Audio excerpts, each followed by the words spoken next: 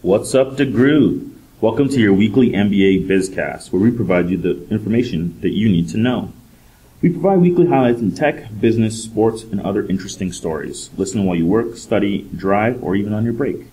Today is December 6, 2012, and we're doing a special episode because we have a guest with us today. We have Carla from the CBCD. Hello, Carla. Everyone. So with me today as well, I also have Alex and G. How's it going, guys? How's it going, everybody? And we don't have Connor because when we have to go outside of Mondays, we have to pay him double time and a half. So he makes way too much money to be here on a Thursday. So we'll have no Connor for this episode. But if you're listening, Connor, please give us a discount on your rates in the future. Today we're going to do a little bit different format. Similar to what we did when we had Carlos in, we're going to have a few specific questions, and we're going to kind of a little bit of a round table around them and see how it goes from there. So Alex, why don't you start us off? All right. So first off, I just want to say thank you to Carla for coming in today to share with us. Part of the purpose of this was to just kind of talk about CBCD's take on our cohort and just hear from someone who's been through the program about their opinion of our class and maybe just some good old advice as well. So I'm going to start off the questioning with something kind of fun, and I think we're just hoping to see some of your comments on best practices and worst practices by our class so far this semester. Absolutely. I hope by old advice you don't, that's not you calling me. I would never do that. So best practices, I'll start with that. Anyone that asks me, I absolutely love you guys, and I even tell that to the senior class that's leaving and the class that I've talked to that are coming back in January. I say the class that has just started is amazing. The employers have even noticed that, so a lot of what I hear is the camaraderie and everyone rooting for each other. So someone will leave an interview and they say, good luck to the next person coming in, even though you're directly competing with them. So for not only the staff to pick up on that, but for employers, I think it is really great. And I think everyone knows it here. I mean, the MBA Association, the amount of people that came out to vote, the amount of people that ran, the amount of sports clubs that have started, the amount of clubs that have started. I think everyone is really having a huge, huge sense of community, which is difficult to have at the RJC. We kind of feel like the lost building over here with main campus in Hamilton. So that's what I see from best practices. Awesome. And don't lose that in the next 26 months, please. Try and keep my job a easier. firm hold on that. Now, worst practices. Worst practices. So my immediate jump to worst practices is your resumes from transition week. I think the highlight would be receiving one that had no name on it. So that one probably would have been very difficult to get in touch with had I want to interview that person for a job. And next to transition would be the cover letters for this recruitment cycle. Two in particular. One would be someone who was marketing an online service to children, which to me sounds like something quite different.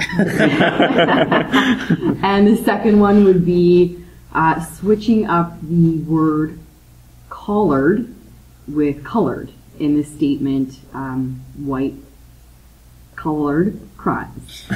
So those are the two highlights in terms of worst practices. And I think another one too, and this has happened a few times, not just this class, but we always see this. Someone will find a new suit and they forget to remove the tags as they go into the interview. So I actually have forcibly removed tags off people right before they're about to walk in. So that would be worst. What if they were going to return them? That could be a true MBA. A sound fiscal policy for that person. But I guess the lesson there is proofread your cover letters, people. Absolutely. You don't want to be prosecuting white-collared crime in Canada. Funny thing is, though, is like I always think I do proofread my cover letter, and every time someone else gives it back to me, there's like 10 mistakes. Like, you just can't see your own mistakes as well. Yeah. That too, and the fact that you're reading it so many times that you start to skim over words and you don't really see what the mistakes are. Or print them out.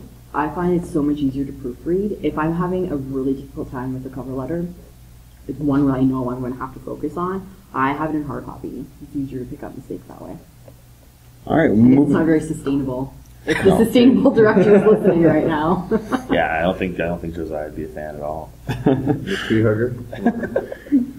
All right, moving on. Our next question we wanted to talk about was maybe the best strategy or a couple strategies for students to differentiate themselves to employers, given that we share a lot of our marketing resources. A lot of the cover letters and resume guides that we have are, pretty standardized. And how do they demonstrate that they're different than the other MBAs? Yes, so I could probably talk for the entire podcast about this one. First point, really keep in mind, is don't do anything CBCD tells you to do.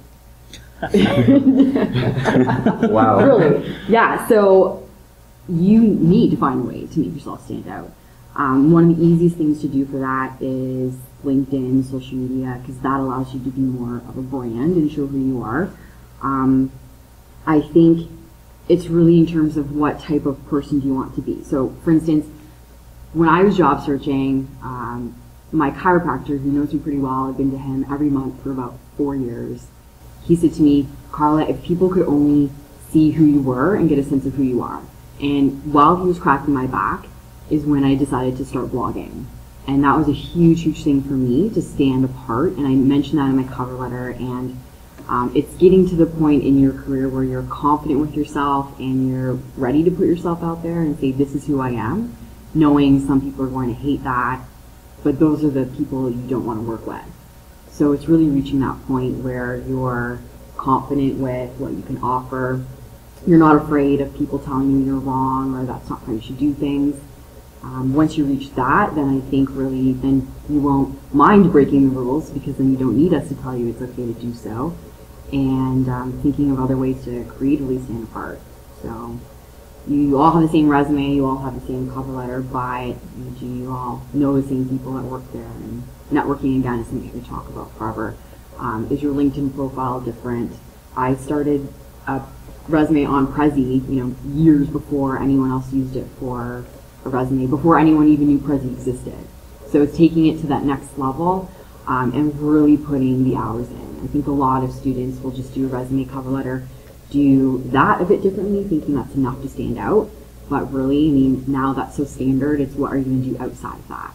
So one of the tricks I used to do a lot when I was job searching was I'd apply online, but then I'd also physically send in a resume, a cover letter. I put a post-it on it that said I applied online, but I really want this job, and I FedExed it to them. Another one was a company called Box of Crayons, and I actually went to the store, bought a box of crayons, unwrapped all the crayons, and for each color, I wrote something about me that represented that color.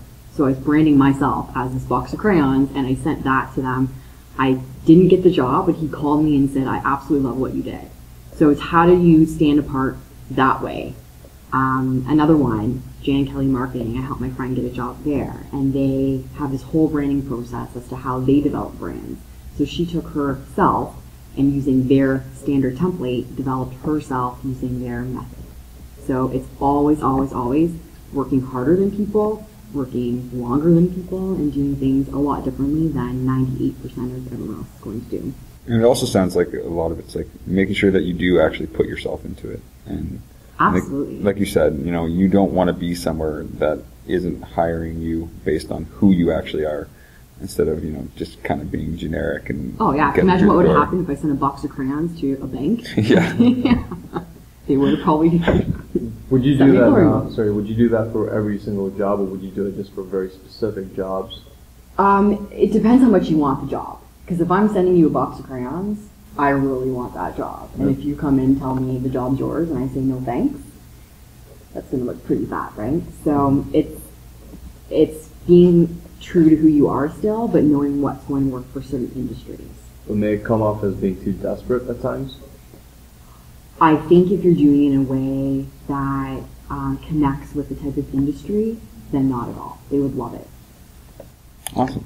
I think that's a good point, though. Like, a lot of people, some of their cover letters just sound like, please, just give me a job. And it's like, well, technically, you get to pick. Like, there is some, like, they need you as much as you need them. Like, so there is a lot of, like, some people should be a little bit more confident in the cover letter versus I've read only, like, one or two. Not people asking me for advice, but I've read one or two. I'm just like, why does it sound like you will do anything to work there, but you're not going to do anything, like, you can't do anything for them? Well, it's like everything about job searching, I relate to dating. So it's like you're being too desperate when you're dating, right? You're not going to meet someone on the first date and say, I want to have 8 kids and get married tomorrow. And that's almost what you'd be doing in a cover letter in the same sense. Yeah, I always think about it in terms of like, jobs are a commodity, but so are good employees. Like, at the end of the day, you should remember that you're a value for that company whenever you're applying. And I think someone once told me there's always good jobs for good people. So regardless of the economy, what you hear, if you're a great employee, people will make a job for you. Okay, so we're going to move on to the next question, and that is maybe your 3 best or favorite interview tips. Okay, so probably my best interview tip, and this kind of relates to standing out, bring a portfolio. And that's a lot of work to get started, but once you have that, it's really easy to adapt it to the job. So a portfolio should always include your resume, your cover letter, a printout of your LinkedIn profile. If you have a lot of recommendations, then I'd include a separate sheet with your recommendations there from LinkedIn. A writing sample, so even just a portion of a blog post that you wrote, something you did for school. My own portfolio, I would have a printout of my resume that I did. Anything kind of creative to make yourself stand out. You can also include lists of blogs that you follow to show that you're staying up to date with what's going on. Essentially, what you want to do is not walk into the interview and say, okay, instead of interviewing me, just look through this binder, but it's trying to find a way to introduce it so they know, okay, if this person's prepared this much for the interview, they're going to be this much prepared on the job. So the easiest way to do that, I always had an evaluation form. So for everyone going out to the first work term, keep this in mind when you come back. You have a copy of your evaluation, and if they ask you in the interview, how would others describe you, or how would your boss describe you, then I would use that as the opportunity to say, well, actually, I can show you how my boss described me. I have this evaluation form here.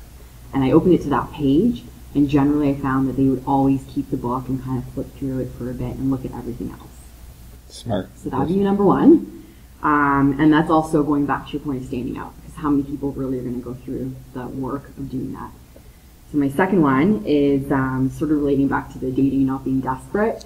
You are interviewing them as much as they are interviewing you. And I think that's really important to keep in mind and to stay confident. You want to be as happy on the job. So going in being, I just want the job, I'm so desperate, you may put yourself in a situation where 4 months isn't going to be too bad for a co-op, but you have to think that way once you're on there. You're looking for your real graduate job. And a lot of students I see, when they graduate, they take their very first offer because they're so excited, just someone wants me, and take whatever comes along first, but just kind of step back and make sure it's the right thing. And my third, which has already kind of been alluded to earlier, was just to keep in mind that it is sort of like dating. So you could be a great girl and you could be a great guy, but just not good for each other, just not good marriage material. So that's sort of how I had to think of things every time I got rejected, because everyone hates being rejected over and over and over. So it helped me to keep that kind of in perspective. I think the worst is like on Oscar Plus, and you apply for a job, and literally 12 hours later, it's no, not selected for interview. It's did you even look? No, sorry, no way, no. Some of the jobs I applied to, especially the banks, it was probably I applied the day of, when it was the day of closing, and within 4 hours of the post being closed, that told me I'm not getting an interview. Scotiabank was that for me. Definitely hurt. I know. I'm actually glad I never had to go through that process. I don't know if my ego could have taken it. You open up the page. For me, I open up the page, it's there's 17 applications, it's 14 rejections, all from banks. No. Well, you could go back to Orbis, who creates Oscar Plus, and ask them to change it to icons. So it could be smiley face or the sad face. So it won't be something less less traumatic. Something less traumatic. Or just rearrange the order. Put some of the blank ones. And I wish it would just let me rearrange so it wasn't a consecutive streak of just reject. It's really real though. It just helps you see where you're actually at. Yeah. And, pull up your socks if you need to. So, it's true. But as far as interviews go, how many interviews have you actually had per se? Myself? Yeah. Oh, geez. Well, for this role, just this role, I had 3. In my lifetime, I probably had around 30. I'd probably say around 30. Yeah. So was there a reason you chose CBCD out of those 30 interviews that you had? Well, 25 have been since CBCD. No, I'm kidding. I was at the point in my career where I wanted to take a step back from management. Loved being a manager, but I was always focusing on others and I needed time to focus on myself. So that was sort of the reason why I made the change from management. But then I really found that I missed the managing part of it. So I still feel that I get the mentoring and coaching aspect of this, but I'm not the one running the show. So I can focus on my own personal development. So that was kind of the main reason why I chose CBCD. And I needed to be able to make my own decisions and be creative, and that the university environment, it was kind of a good place for that. Okay. Awesome. I was going to say, in regards to your second tip about, remember, you're interviewing them. I actually, after doing one of my interviews, I kind of came to the realization that I think just by not asking enough questions, I'd blown the interview. It was with my interview with Ford. They went on at me about the job and everything they had to tell me, and kind of exhausted the questions that I originally came in with. And I realized pretty fast that, it showed that I wasn't as interested in, narrowing them down as an employer that was a fit for me. And I think that was part of why I didn't get ranked on that particular one. Yeah, oh yeah. And when it comes to grad recruitment, if you're not asking me questions, I don't think you're very serious about the job. And I want you to be as comfortable saying yes to my offer because I don't want you leaving in 3 months when you find out it's not for you. Definitely. So, being an alumni of the program, if you were where we are now, what would you change? What would you do differently? Myself, I would have networked a lot more because I truly cannot tell you probably more than 10 people I did my MBA with.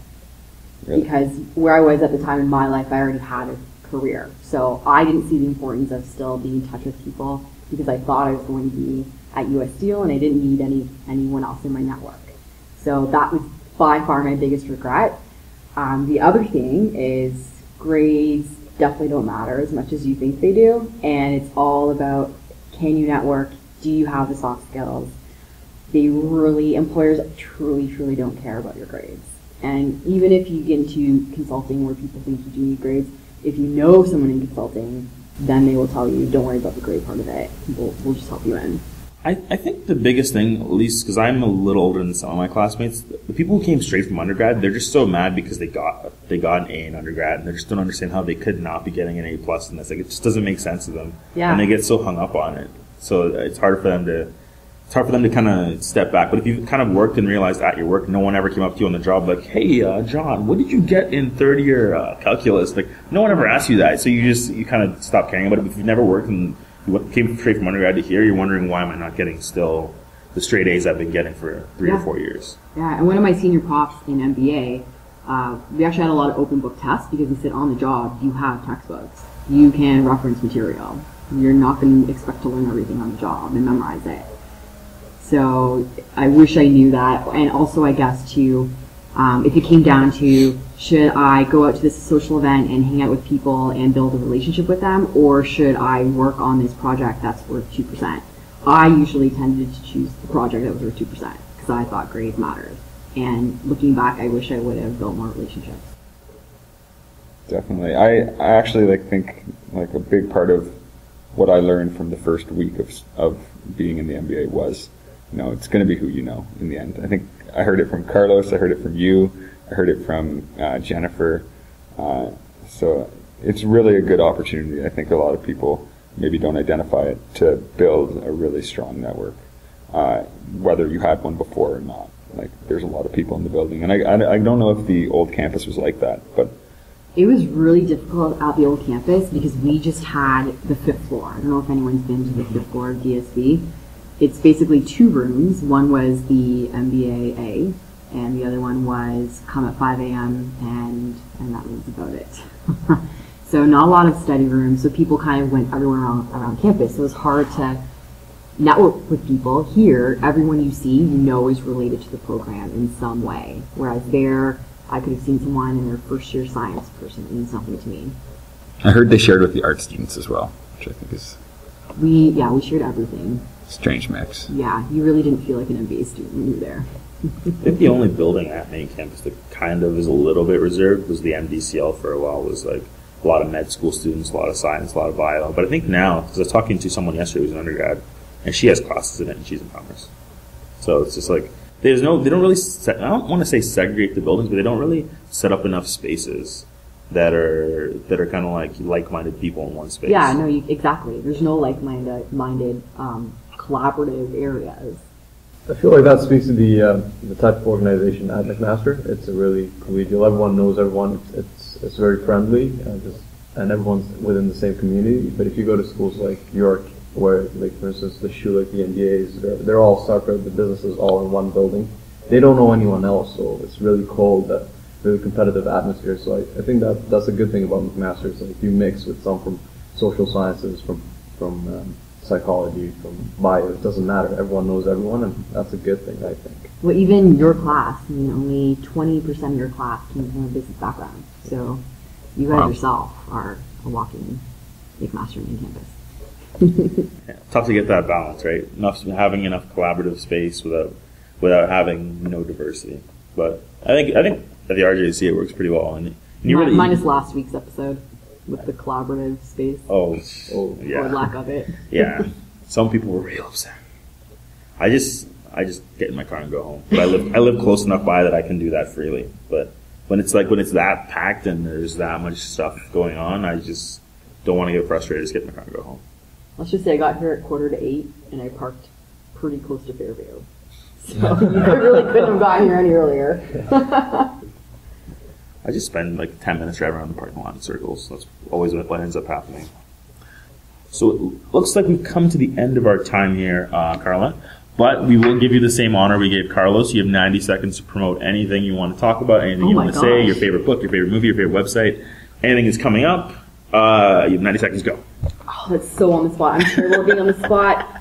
The first thing that came to mind was NBA games, only because I think they would kill me had I not said something about NBA games. And I'm taking a vacation day on the 4th, and I am going to be volunteering for the entire time. And I never got to do NBA games as a student, so that would probably be another regret I'd like to add to one of my answers. So come to the NBA games. All right. And come see me, I'm the best around. I throw that in. I feel like if any of your coworkers hear this, they will have some disputes on this one. I don't think they know how to find podcasts. All right, we're good to go then. Okay. All right, so this is What's Up Degroote signing off. Remember, you can always follow us on Twitter at What's Up Degroote. You can like us on Facebook, once again, at What's Up Degroote. If you have something you want to say that's more important, you can get us at our email address, whatsupdegroote@gmail.com. This is What's Up Degroote signing off to go and find Santa. Thank you.